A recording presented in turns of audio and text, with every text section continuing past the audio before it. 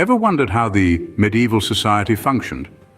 Well, it all started with the birth of feudalism in the early 9th century. As the echoes of Charlemagne's empire began to fade, the vast territory fragmented into smaller regions, each controlled by a local lord. This decentralization marked the advent of feudalism, a social and economic system where land, or fiefs, was the currency of power. In this system, a king would grant a fief to a noble in exchange for their loyalty and military service.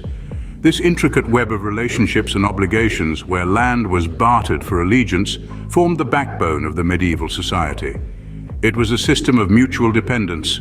The nobles needed the king's land to maintain their status, and the king needed the nobles' military support to protect his realm. So, the decentralized feudal system, with its intricate web of loyalties and obligations, set the stage for the medieval society. In this feudal society, knights and castles played a crucial role. The knights, emerging as a distinct class of warriors, were more than just soldiers.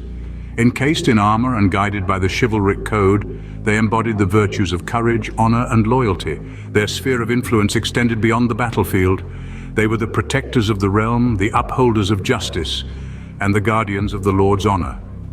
Parallel to the knights, castles stood as both military fortresses and symbols of prestige.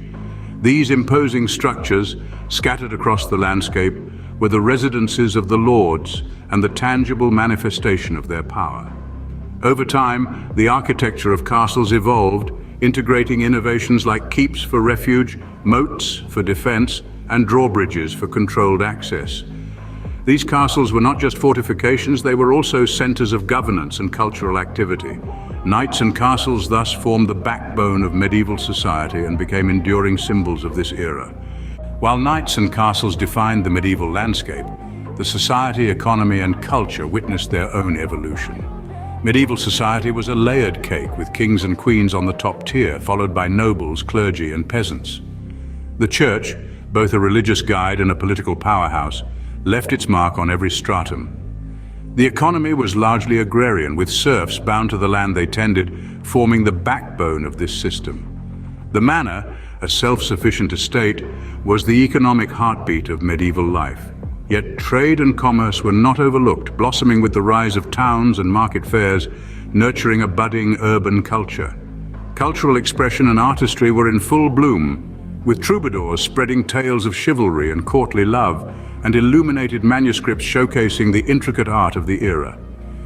Despite challenges like the Black Death, the medieval society, with its distinct social structure, economy, and cultural expressions, left an indelible mark on France's history.